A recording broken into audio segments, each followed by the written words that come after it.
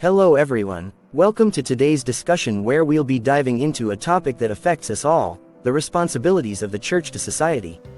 We have a special guest with us today to help discuss this important issue. Please join me in welcoming Pastor Paul Daniels. Thank you for having me. I'm excited to be here and discuss such an essential topic.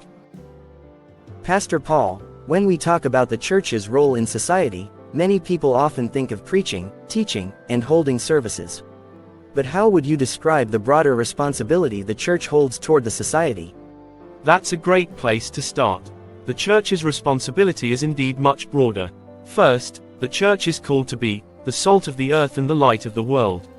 Jesus said in Matthew 5:13-14, "You are the salt of the earth. But if the salt loses its saltiness, how can it be made salty again? And, you are the light of the world.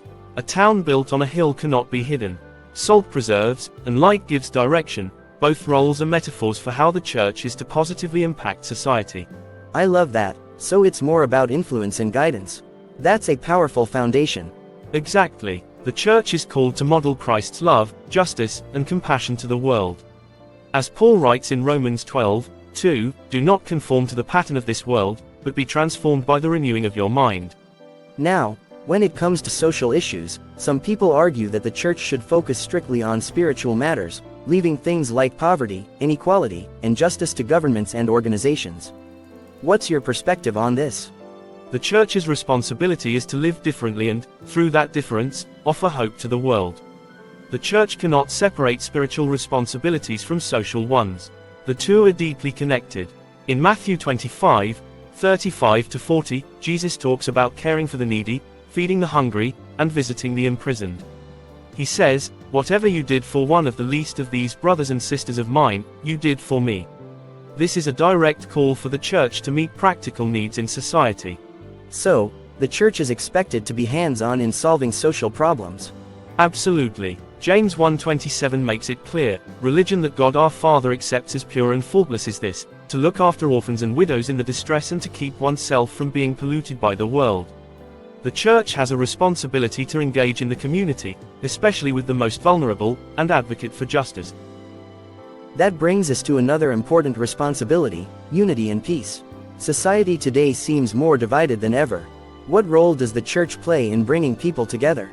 The church is uniquely positioned to promote peace and unity because it's rooted in love. Jesus told us in John 13:34-35, "A new command I give you, love one another. As I have loved you, so you must love one another. By this everyone will know that you are my disciples, if you love one another." Love and unity are meant to be the defining characteristics of the church. So when the church models unity, it can bring healing to divided communities. Yes, exactly. Paul speaks of the church as one body in 1 Corinthians 12:13, "Just as a body, though one, has many parts, but all its many parts form one body, so it is with Christ." This teaches us that despite our differences, we are meant to work together in harmony. If the church can exemplify this unity, we can be a powerful testimony to a world that is fractured by conflict.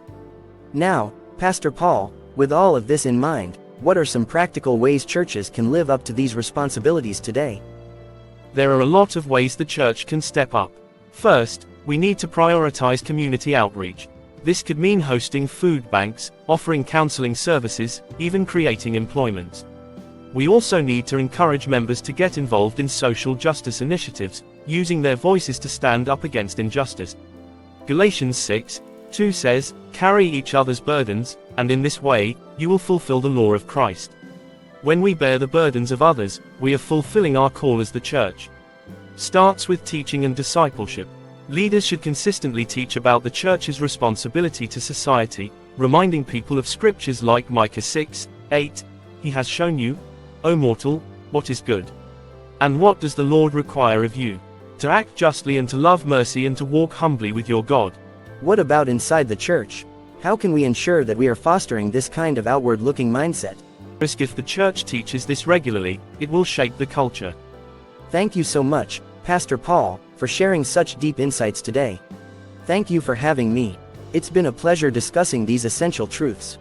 The church has such an important role to play in society, and it's clear that this responsibility is scripturally grounded. To all of our viewers, let's take what we've learned today to heart. The church is called to be a light in the world, to serve, love, and unite. Let's continue to reflect Christ in everything we do, not just within the four walls of the church but in every aspect of society.